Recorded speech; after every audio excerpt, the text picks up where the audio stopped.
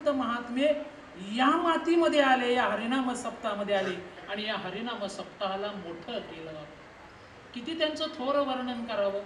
आजही 25 वर्ष या ठिकाणी साथ देणारे आमचे शिंगोटे महाराज आहेत, साक्षीला आहेत. सतत आमच्या मागे टाळ घेऊन ही मंडळी 25 वर्ष उभी आहेत. आमचे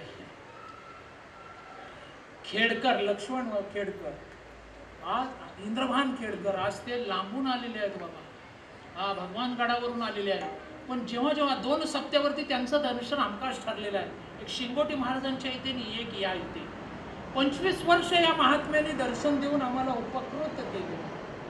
अशा या थोर संत महंतांनी या ठिकाणी येऊन हा समाज, इथली मुलं, इथले संसार बसवलेले आहेत. आज या नामसप्ताहाच्या निमित्तानं आमचे सुर्वेदादा आलेले आहेत. फार मोठी पुण्याई आहे. काही घरांकडे पाहिल्यानंतर सात्विकता सहज उचंबळून येते. अशापैकी एक आम्हाला लाभलेलं एक घर आमचे पप्पाजी आहेत, गेले 20 वर्ष सोबत आहेत. गावावरून आलेले आमचे सर्व थोर संत मंडळी, आमचे चुलते ताते आलेले आहेत, आमचे दीपक महाराज आलेले आहेत. कुणाकुणाची नावं घेऊ, साधेव दादा आलेले आहेत. पुष्कळ माणसं आली. सांगायचं म्हणजे आमचे स्वतः जुन्नरमधून या ठिकाणी आमच्या आप्तसंबंधी आले. हा केवढा मोठा प्रेमाचा असणारा कल्लोळ आहे. भाग्यवंतांनो, जी आपण जन्म देतो किंवा ज्यांच्या वाट्यावरती आपण आलेलो असतो ती आपली कधी कधी नसतात. अशा वेळी संत आपल्याला जवळ घेतात. त्या रूपानं तुम्ही सगळे एक वसुधैव कुटुंबकम, आपलं सगळं एक कुटुंब आहे. आणि हे कुटुंब आज 9 दिवस या ठिकाणी सेवा करते. माता भगिनी, या ठिकाणी मी पहिल्याच दिवशी आलो, मला कल्पना नव्हती एवढ्या स्त्रीवर्गाचा, वाचकांचा एवढा प्रतिसाद मिळेल असं माहिती नव्हतं. आमच्या मराठी ताई, त्यांच्यासोबत असलेले सर्व स्त्री वाचक भगिनी, माता, एवढं सुंदर, या आईसाहेबांनी तर एवढं मोठं योगदान दिलं. आणि या वयात सुद्धा त्यांच्या डोळ्यावर चष्मा नाही, लांबून ज्ञानेश्वरी पाहतात आणि खड्या आवाजात ज्ञानेश्वरी वाचतात.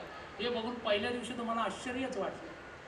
संतांची कृपा आहे, माऊलींची कृपा आहे.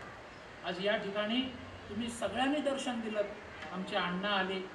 उद्या या ठिकाणी मी स्वतःला थोर भाग्यवान समजतो की मी मोठ्या मोठ्यांचं शिष्यत्व मला प्राप्त झालं. मी महाविद्यालयात शिकत असताना खालसा महाविद्यालयामध्ये ज्यांच्या हाताखाली मी इंटरपर्यंत शिकलो ते धर्मभूषण, इतिहासाचार्य, भारतभूषण, आजचे ज्यांनी प्रवचन केलं ते प्राचार्य सुग शेवडे, आज त्यांचं प्रवचन झालं. उद्या या ठिकाणी महाराज येणार आहेत. तरुण वयामध्ये ज्यांच्या वाणीनं माझ्या अंतःकरणावरती अत्यंतिक प्रभाव टाकला आणि मला परमार्थ सन्मुख केलं, अशा उद्या सातारकर बाबा महाराज येणार आहेत. त्यामुळे सगळ्यांनी या ठिकाणी येऊन, आज मी कीर्तन करतो ही फक्त उच्चार करण्यासाठीच कीर्तन करतो, येतच काय मला. पण या 25 वर्षातला इतिहास माझ्या समोर घडला.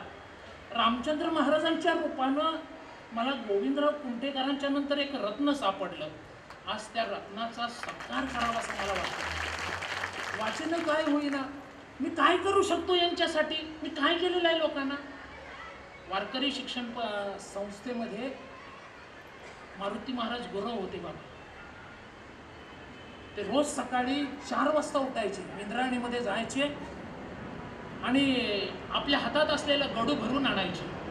विद्यार्थी सगळे झोपलेले असायचे, पण ते गडू आणून त्या पहिली शिक्षण संस्था छोट्याशा खोलीमध्ये होती मंदिराच्या समोर.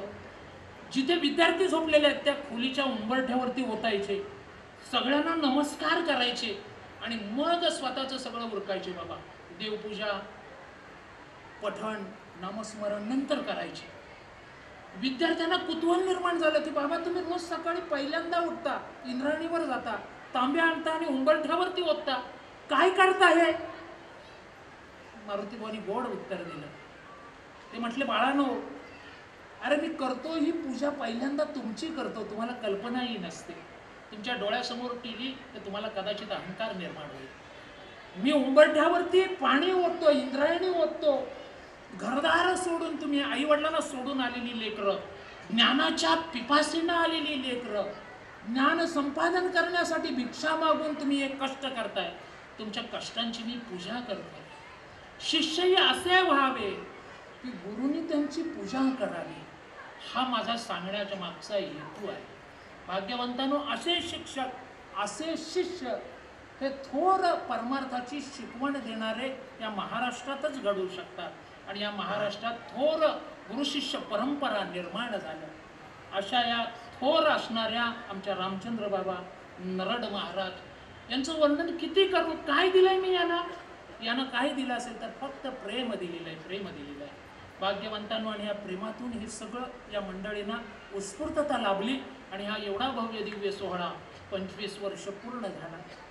पुढे असू नसू पण हा सोहळा हाच शतकाचा सोहळा आहे असं वाटावं भाग्य हे आज आपल्याला याची देही याची डोळा पाहायला मिळालं.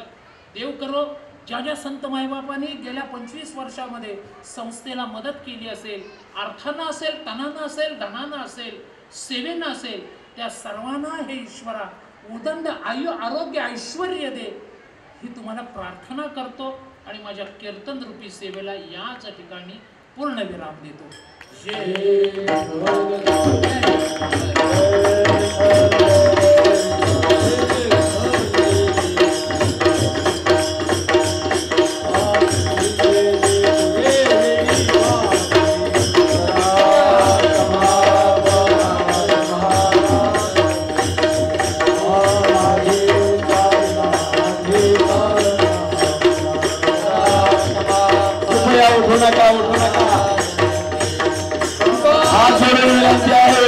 दोन मिनिटांमध्ये सुद्धा देऊन होतील. काही मान्यवर मंडळी या ठिकाणी आलेले त्यांना सन्मानित करायचं आहे.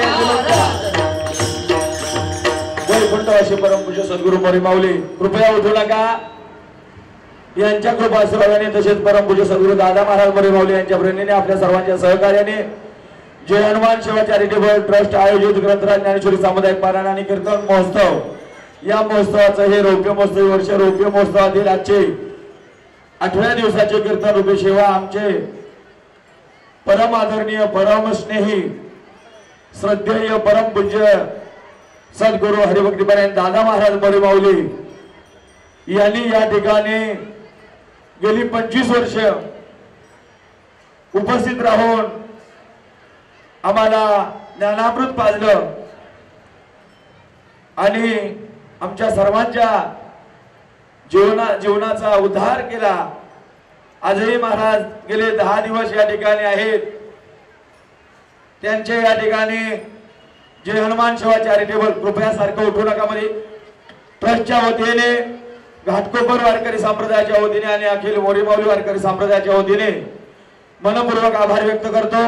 या ठिकाणी आपल्या रोजच्या ठरल्याप्रमाणे जाहिरातीप्रमाणे ज्यांनी अशी सेवा केलेली आहे आता त्यांच्याबद्दल जास्ती बोलण्याची गरज नाही, महाराजांनीच बोललेलं आहे. त्यामुळे आता मी बोलून काय त्याचा म्हणजे त्याच्यामध्ये तितकासा अर्थ पूर्ण मी बोलेन असं वाटत नाही. महाराजांच्या एक वाक्यामध्ये सर्व काही वर्णन आलेलं आहे. या ठिकाणी गायनाचार्य हरिभक्तीपरायण एकनाथ महाराज शिंगोटे यांना सन्मानपत्र आणि शाल श्रीफळ देऊन या ठिकाणी परमपूज्य सद्गुरू दादा महाराज मोरे माऊली यांच्या पवित्र हस्ते सन्मानित करण्यात येत आहे. त्याचा त्यांनी स्वीकार करावा. टाळ्यांच्या गजरामध्ये त्यांचं स्वागत करा. त्याचबरोबर या कार्यक्रमामध्ये अनेक मान्यवर मंडळी उपस्थित राहिलेले आहेत. त्या सर्वांचाच नामोल्लेख या ठिकाणी होईल असं वाटत नाही. आमचे आदरणीय गुरुवर्य हरिभक्तीपरायण निवृत्तीदादा मोरे, आमचे दीक्षित साहेब आणि इतर पाहुणे मंडळी या सर्वांना धन्यवाद देतो. आमचे शास्त्रीजी महाराज हे तर सातत्यानेच असतात, त्यांनाही धन्यवाद देतो. त्याचबरोबर आदरणीय हरिभक्तीपरायण आमचे ज्ञानेश्वर महाराज पोखरकर, आता ते काय आहेत ते दादांनी सगळं सांगितलेलं आहे महाराजांनी. पोखरकर महाराज आमचे आंबेगाववरून आले, त्यांनाही या ठिकाणी महाराजांच्या हस्ते सन्मानचित पत्र आणि शाल श्रीफळ देऊन सन्मानित करण्यात येत आहे. त्याचा त्यांनी स्वीकार करावा. त्याचबरोबर या ठिकाणी 17 तारखेला आपण ज्यांचं नाव जाहीर केलं होतं सत्कारासाठी, महाराष्ट्रातील नामवंत मृदंगाचार्य की महाराष्ट्रामध्ये अनेक भजनी स्पर्धांमध्ये, राज्यस्तरीय स्पर्धांमध्ये ज्यांनी पहिला क्रमांक अनेक वेळा काढला, महाराष्ट्रातील विविध क्षेत्रातील नामवंत गायकांना ज्यांनी चांगली साथ केली, अनेक कीर्तनकारांना साथ केली आणि आपल्या सर्वांना आनंद दिला, असे मृदंगाचार्य भाऊराव पार्टे यांनाही या ठिकाणी मानपत्र आणि शाल श्रीफळ देऊन सन्मानित करण्यात येत आहे। आमचे वाल्मिक महाराज या ठिकाणी उपस्थित राहिले, त्यांनाही धन्यवाद देतो, त्यांचे मनपूर्वक आभार व्यक्त करतो। तसे बरेचशी लोक या ठिकाणी सत्कारास पात्रच आहेत, पण आमचाही तिथपर्यंत हात पोचेल असं वाटलं नाही। पुढे होणारच आहे सगळ्यांचा सत्कार, तरी सुद्धा झाला नाही काही लोकांचा सत्कार, त्याबद्दल क्षमा असावी। या कार्यक्रमामध्ये अनेक मान्यवर मंडळींनी सहकार्य केलेले आहे, त्या सगळ्यांना धन्यवाद देतो। आजची या ठिकाणाची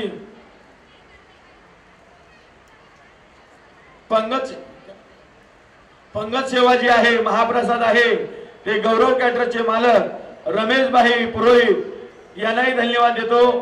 त्याचबरोबर या ठिकाणी काही मान्यवर मंडळी या ठिकाणी उपस्थित राहिलेले आहेत, ज्यांचा नाम उल्लेख करीन त्याने आपले या ठिकाणी सन्मान घ्यायचा आहे। कृपया 2 मिनिटांमध्ये होईल।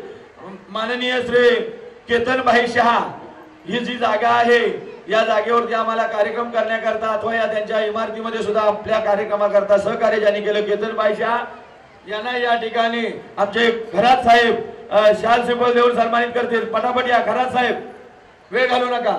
त्याचबरोबर आमचे माननीय श्री परशुराम सरपरे साहेब, मोरेमाऊली सेवा समितीचे अध्यक्ष, यांना श्री सुरेश चंद्रकांत सागपाळ संत तुकाराम भजन मंडळाचे, त्यांना विनंती आहे या ठिकाणी सरपरे काकांना आपण शाल श्रीफळ देऊन सन्मानित करायचं आहे। सुरेश लवकर यावरती सरपरे काका।